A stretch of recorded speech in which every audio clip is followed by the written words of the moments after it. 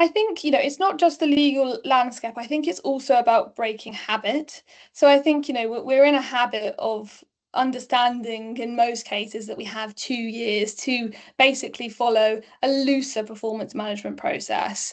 You would hope that people still had evidence and they gave people opportunity, so on and so forth. But the reality is that it's a looser process that people are following under 2 years. So there is significant risk. And I would say that's based on habit more than the legislation. Obviously, the legislation is changing, but actually, what you need to do when someone's got unfair dismissal rights hasn't drastically changed, just the time frame has. So the key thing that we see is definitely the lack of documentation. So, we see a lot of the time people coming forward and saying, we've had a conversation, I've provided lots of feedback to this individual, but there's no paper trail of it. And that's not just frustrating for the manager, it's sometimes frustrating for HR teams as well, because it means we have to start all over again, which is not productive for the business, for the manager, and it's probably really demotivating for the employee as well. And tension's going to kind of rise there.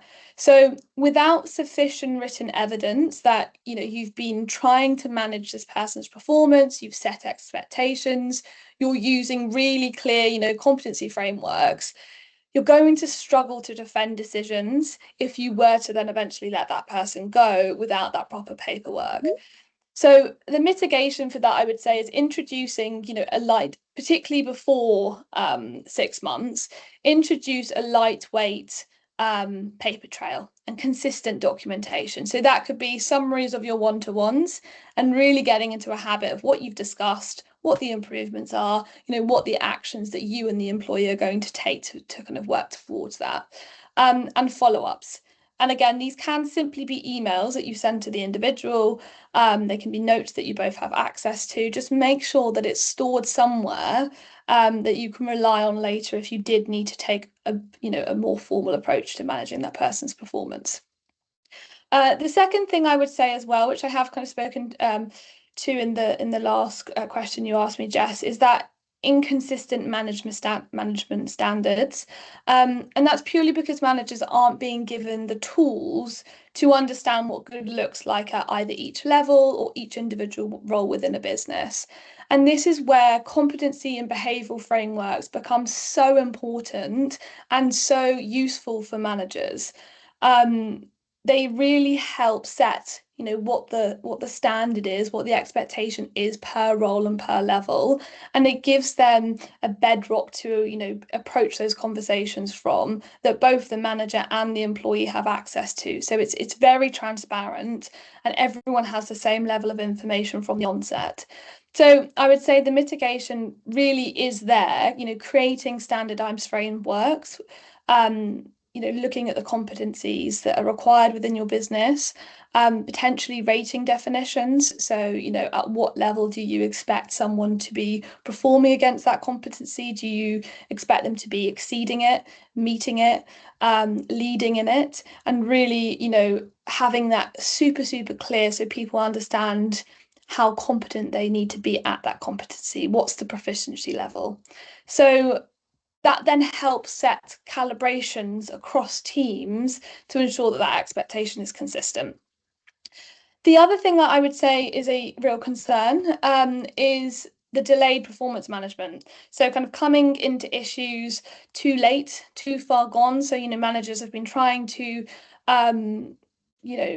navigate that issue maybe too informally, and then it comes to a point where we need to kind of move quickly on it. We don't have the sufficient kind of ability to do that. So what we would say is the mitigation for that is really making sure now you're reviewing your probation process and making sure that is robust enough, and making sure that managers are super confident in front loading performance conversations.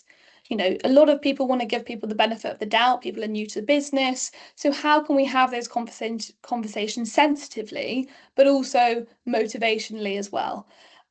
We want to be providing clear, constructive feedback within those processes. So making sure that we're introducing those clear review points within probation periods and setting that criteria for success.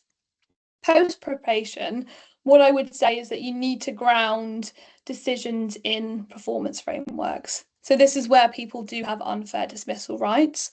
And you need to ensure that you are following a full performance management process if you have real concerns.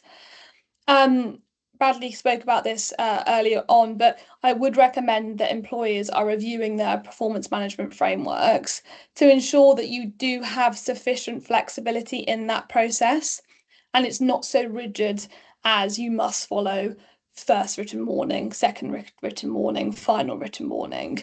You need to make sure that your managers aren't constrained to those rigid ways of following a process. And where circumstances are justified, you can accelerate through that process more quickly if needs be.